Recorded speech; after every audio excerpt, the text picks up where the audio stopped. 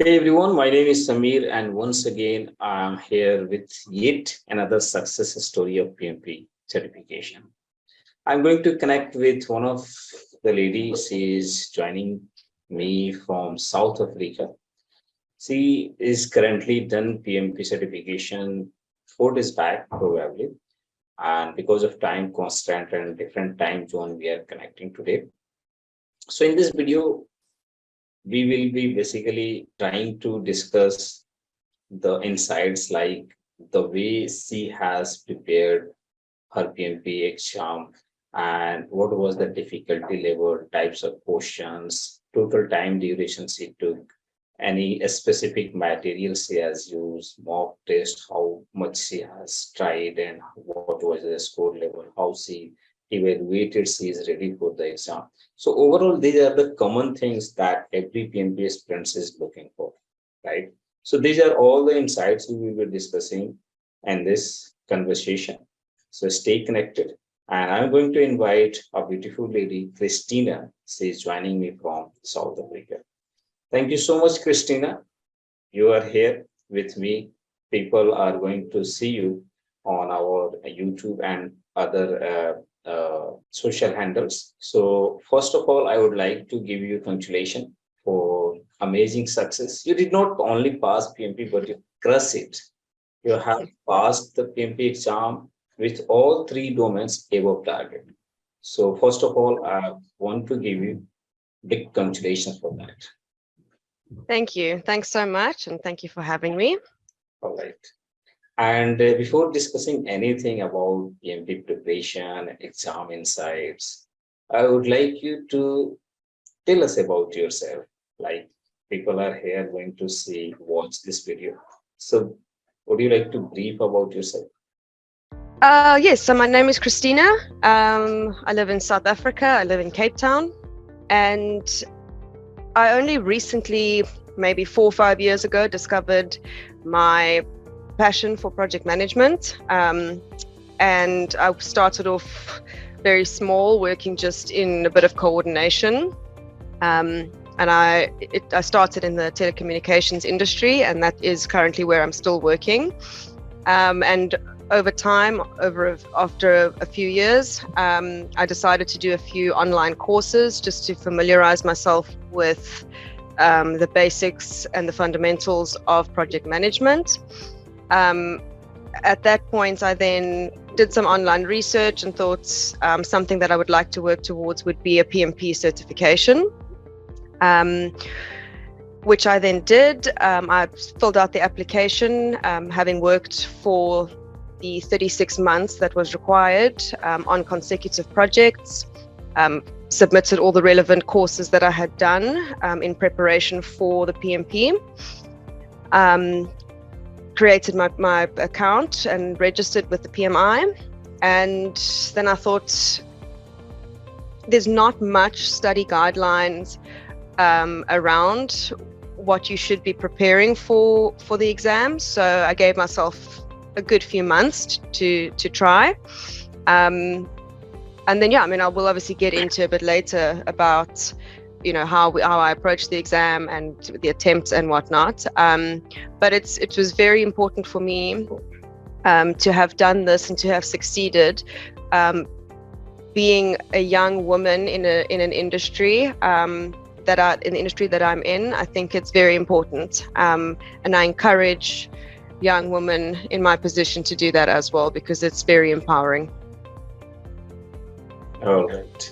So you said you are working telecommunication, and after the research over Google and in the industries, specific industries, you came to know about PMP and you decided to do PMP. So is there any moment you can remember or you would like to share while working in the telecommunication industries on any projects? Have you ever felt that you are lacking some project management knowledge and you need to improve your project management knowledge? Have you ever failed or someone has indicated you have got challenges while planning or execution or while communication, while engaging with the stakeholders? So Would you like to tell that moment? Yes, it's happened on more than one occasion, especially and specifically when we are working, or when have been working on larger projects. A lot of the clients that I deal with are large enterprise corporate clients, so they have very skilled either project managers or project teams working on their side. So it's very intimidating sitting in a meeting with them, and they're discussing all sorts of things and using all sorts of terminology that you've never heard of. So that, you know, there have definitely been one or two specific client meetings that I can recall where you feel a little bit inadequate because you don't feel that you're on their level, and it's important that you upskill yourself to make sure that you can hold your own in those meetings, because as the project manager, they look to you for answers. They look to you for planning their implementations, and you have to be able to do that. Great. So that is something ignite you, and it's from within your inside. We feel that I'm lacking something, and if I want to grow, if I want to move on in the next level, I have to acquire the relevant skills. That is one of the relevant skills is project management, specifically for you, because you are the project, you are handling the projects. So it was ignited you, and then you research and you came out to know that PMP is there, which can help you out in your growth. So you started your PMP from there, and you have initiated your PMP preparation. When it was? I signed up with the PMI in December of 2021. Okay. And this is 2022 November you have cleared it. So overall journey you took somewhere 1 year. So what was the main reasons you took this long time? So the first reason, I actually scheduled my first attempt at my exam in July of this year. Due to professional and career commitments, I was unable to make that, and I had to move it because I was traveling, and we had a new project that was just implemented that I had to focus all my time on. So for about 6 weeks, I was away from home, and I was working really, really hard. So I decided for the best interest, let's move it out. I then moved it to September, and I thought between July and September, it'll give me 3 months to start doing the course, well, not the course, the content for the exam. And that's when I gave it my first attempt in September, and I failed it, and it not majorly. I was just below meeting target. My study approach was clearly just not accurate. I was very naive. I assumed I could just go through the PMBOK 6 and 7 and do a couple of questions online, and I would be fine. But that was definitely not the case. So that's when I enrolled in the PMP Mastery and Growacto course, and that's when I scheduled the first exam. Pushed that out by 2 weeks because I didn't feel I was 100% ready. And yeah, come November, we have success. Yeah. So as you mentioned, you took your first attempt in June or July somewhere, and you took it after few months of a study, and you took you practiced few mocks online, as you mentioned, and that later on you realized that was wrong approach. So yes, that was in September. Yes. Yeah. So what the strategy you have changed when you have decided to take the second attempt? I just realized that I needed help.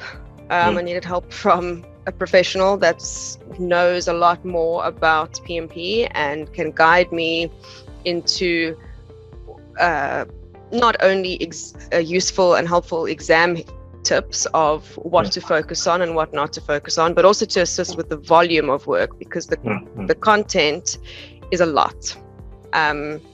So to help someone to help me condense it and actually make sense of it. Okay. So you have decided to take the second attempt and you have enrolled to the Growacto PMP in 30 days program, right?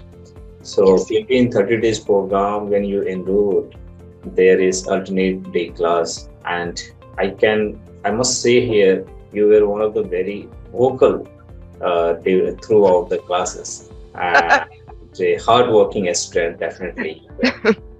So, and that's the something gives result. That is something gives result, and today we are discussing here about your success story. So yes, you sometimes we take wrong decision, or sometimes we take it granted something.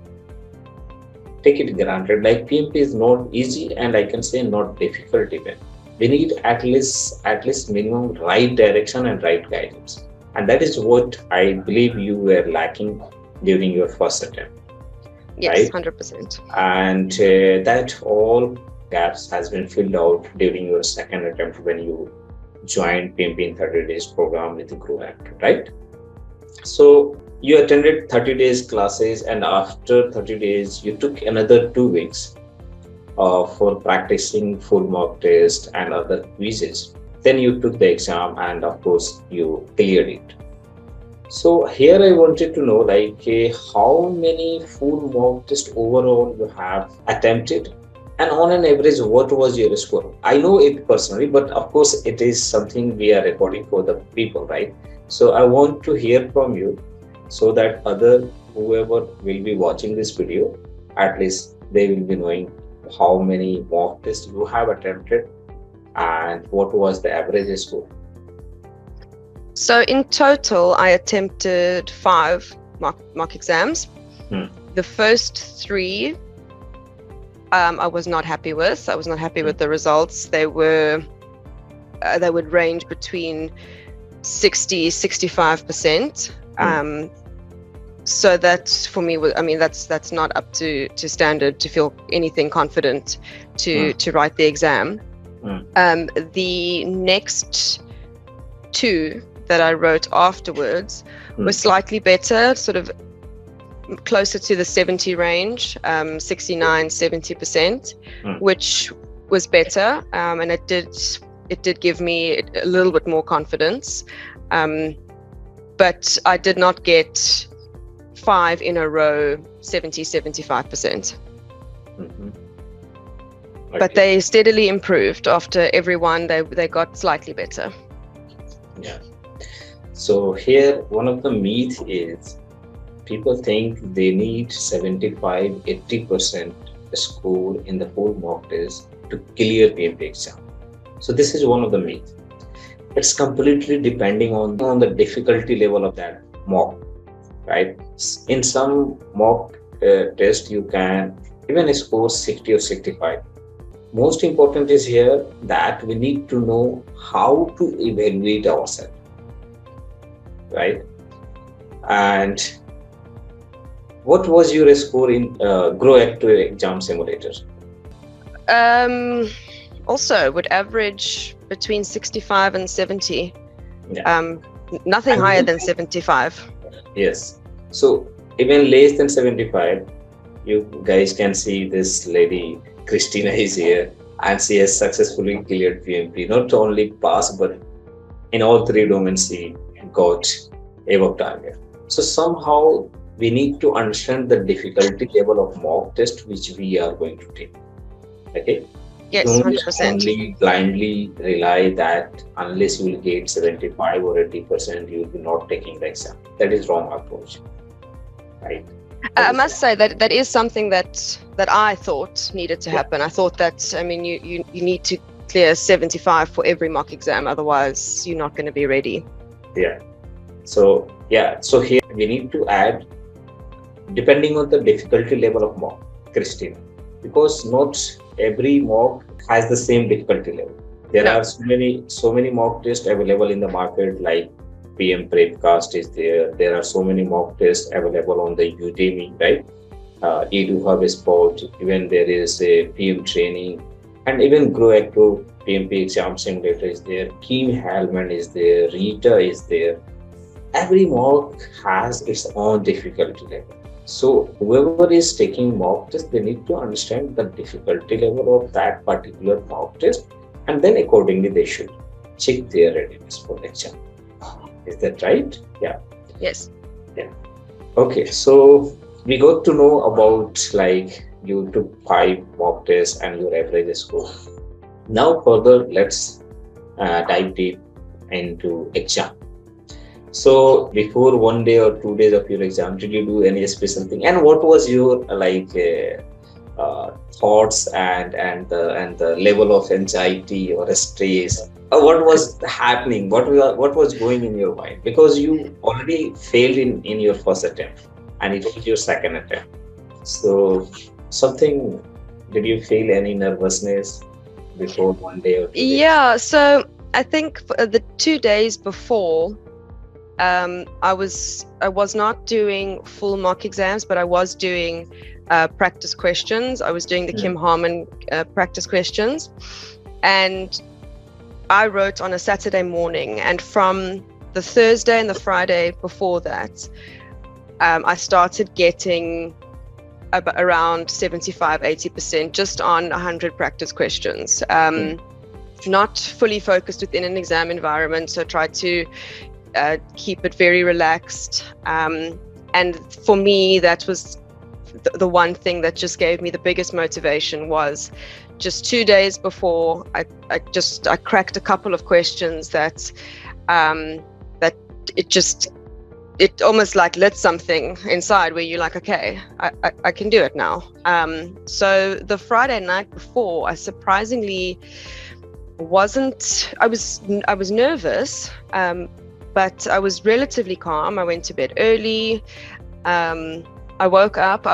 When I woke up the next morning, and then I was starting to worry. Also because, like you mentioned, I've done this before, and I really, really did not want to have to tell people that after the second attempt I failed it as well. Yes. Most of the people do this. You are not only one. Most of the people who fail first time, when they go for second attempt or third attempt, they don't tell anybody. Even they don't tell their instructor and coach or mentor, whoever is. Yeah, so that was not their wife even.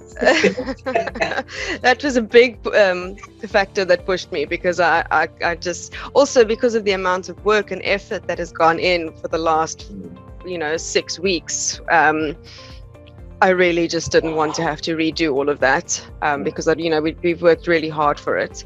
So yes, so the morning of, I was anxious and I was nervous, but because because I had done it before, I knew what to expect of the exam conditions. I knew that there was going to be an invigilator on the other side. I knew that my camera was going to be on. I knew, I had done it before, so that there was that one element that wasn't the unknown.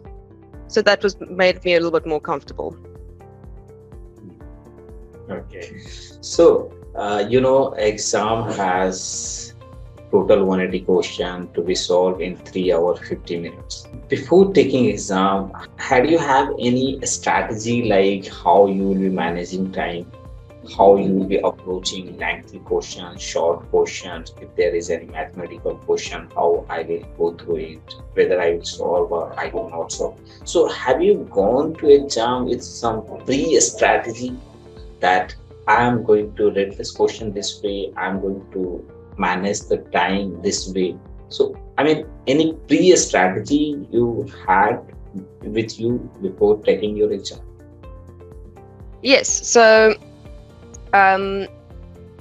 when doing the test questions and the mock exams, I never ran into a time problem. Okay. It was never, I always managed the time quite well. Going into the exam, there were definitely strategies and techniques that were based on a lot of the the guidance that you'd provided on how to look at the questions. So for a lengthy question, the first thing I would do is read the last sentence and the actual question within the scenario question, just to firstly understand which particular knowledge area was being addressed, for example. And then I would actually just scan over the potential answers, just so that I can see where they leaning towards, and then start from the beginning, read the question from the beginning, and then read the answers again. So whilst reading the scenario, you have at the back of your mind which direction you're going in, and they're trying to push you in. So that eliminated a lot of time, because often I found that the first 1 or 2 sentences is not really relevant to anything. It's just wasting your time. So if you can train your mind to just scan over those few sentences, you save yourself a lot of time not worrying about who this person is and what position they hold within the company if it's not relevant to anything. So yeah, once I fully understood what the question was asking, it was important for me to identify specific keywords that would point me in the direction of, they try and trick you with things like, they might give you a scenario, and then they would say, what would the Scrum Master do first? But the scenario and the question might have been talking more about the product owner, and then at the end they just switch it, and so you got to read carefully. So now actually they've given you the scenario about the product owner, but now they're asking you from the Scrum Master perspective, and what would he do first? So that keyword of first plays a big role, because of all 4 of your options, they're probably all to some extent correct, but only one of them would be the correct option of what he would do first. So reading the keywords and highlighting the keywords, it's something that I did not do in the first attempt. I did not make use of the function within the exam where you can highlight words, you can strike through text. I never used it. I used it fully now in the second attempt, where the minute I eliminated an answer, I would strike through it. Or if I needed to highlight a word, I highlighted and I changed the colors, and I really used the interactive function of it, which was extremely helpful. Yeah. So people here, you need to emphasize what Cristina said. One of the very important, essential functionality you will be getting in the exam is you can highlight the keywords in the question. You can use a strike functionality, and by using a strike functionality, you can highlight some keywords that will lead to the correct answer. Okay, so this is the first rule. When you are reading the question, highlight the keywords. Okay, the question might be talking about product owner, but at the end, it may end up with asking what would be your first action as a Scrum Master, as she mentioned. Okay, so there you need to highlight what is the scenario there, and you need to highlight the last line, first action. There might be all given 4 options is correct, but probably only one option is there that can be your first action. So that is what we need to select. And what about the time management? Using a strategy or? Yes. So one of the tips that you had given me was that after the first 60 questions, we get the 10-minute break. So one of the things that I focused on was taking, I think you've used a minute to a minute 25 to spend per question. So taking the 230, minusing, I can't remember, I have it written down. Plus 60 questions. Yes. So by the time you take your first 10-minute break, you should have 150 odd minutes left. Minutes left, yes. So after I got to my first 10-minute break, I looked at my time remaining and I was sitting at 138 or something. And I thought, this is a problem because now I'm far behind where I should be for time management. So that freaked me out a little bit because now I'm nervous because I have to make up time. So that wasn't great. But after the next 60 set of questions, I managed to pick up about 10 minutes. And then again, for the last 60 questions, I mean, I finished with about 5 seconds to spare. So it was very rushed for me because like I said, I never struggled with time in any of my other exams or any of the mock exams. So yeah, it must have been the exam circumstances. And because I never struggled with the time, I wasn't monitoring it that well. So, but you definitely do need to monitor it. Okay. So exactly, you have applied the time management strategy that we have discussed in our classes. Yes. So basically, one message here should be for the people who will be watching this video, that you should apply the strategy because it will keep remind you. And if you have something in your habit, like Cristina has habit to complete the mock test in the time limit, even though if she could have applied the time management strategy during exam, she could have been completed the exam 10 minutes before or 15 minutes before, and that 10 minutes time she could have used for reviewing the mark questions. We can say on the boundary, sometimes we reach to the boundary and we fail the exam. So when we manage time properly, time can manage your exam. That is what I always say. So yeah, so it was good.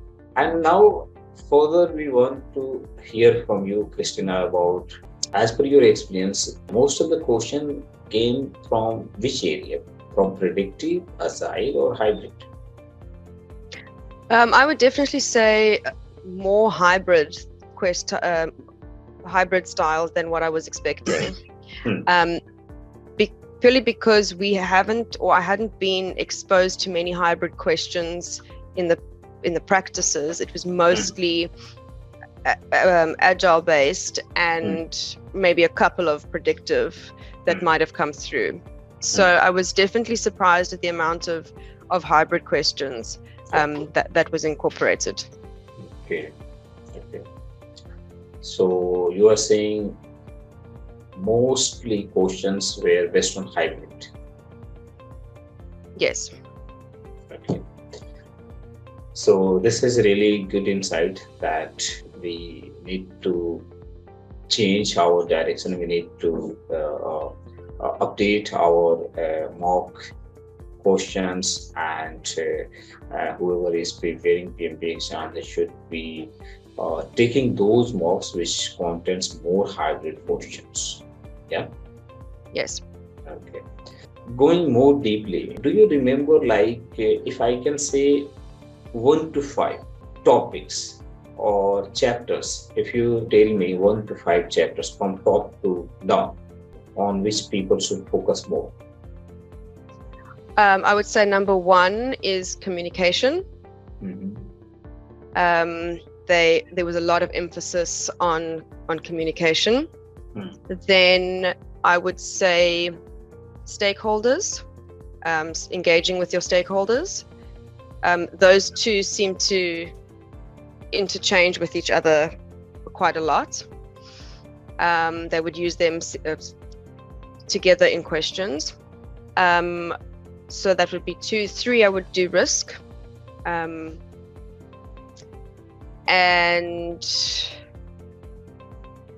4 and 5, if I had to say, schedule. Schedule and scope. So a lot of things that I struggled with, that I put a lot of emphasis on, would be like the procurement, the closing out of projects, and just following the 10 steps of which would be what is the last thing you would do to close out a project? Is it releasing your resources? Is it updating and archiving lessons learned, for example? None of that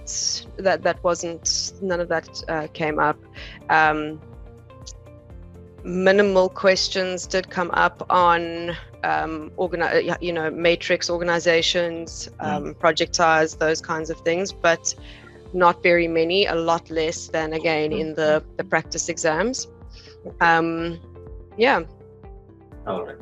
So as you highlighted, the top 5 areas we should focus is risk, scope, schedule, stakeholder communication, right? Yes. It does not mean we should not focus in other areas, but what Cristina means here means we need to focus more in this area. So majority of the questions you may get from this area. Okay, and also going a little more deeper about types of questions. As we all know, there are 5 types of questions PMI mentioned would be part of PMP exam, like fill in the blanks, drag and drop. So do you remember what was the amount of questions in each types?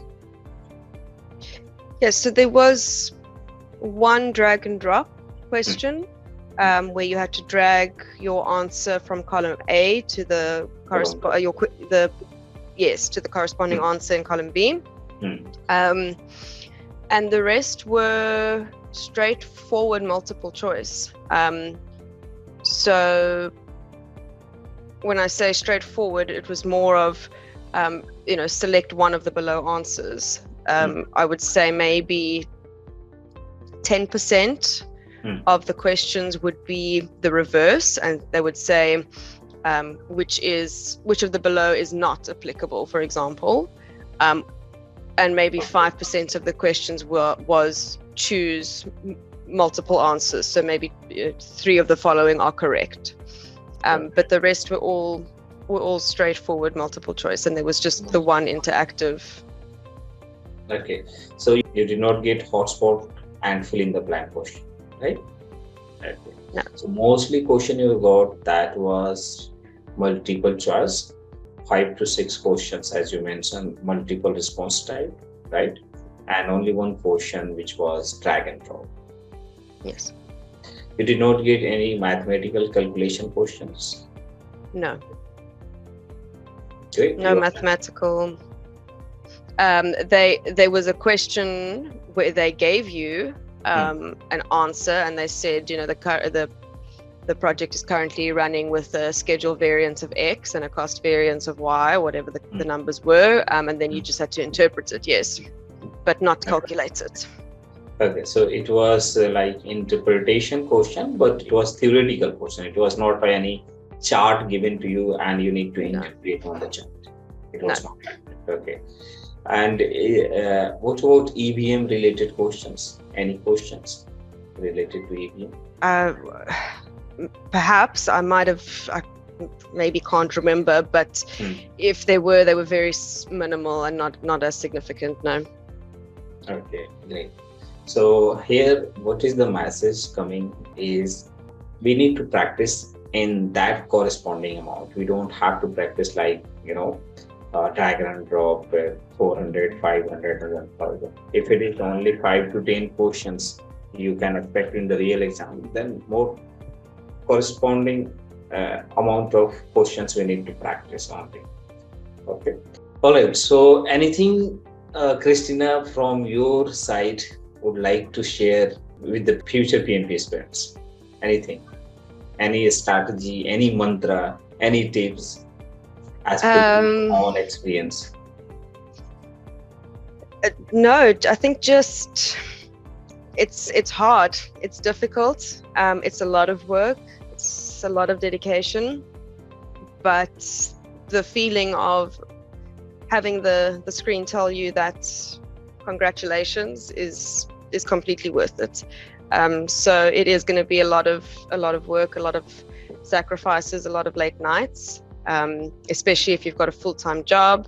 If you have a family, whatever your circumstances might be, if it's something that you really, really want, it's all worth it in the end. But it is difficult. I will sympathize with you, but it's worth it.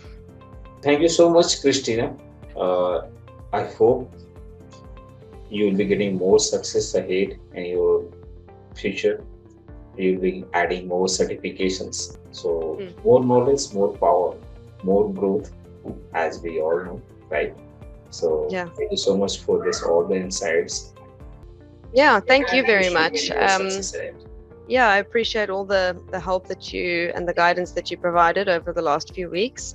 Like I say, I clearly needed it, because the first time did not go well and the second time went excellent.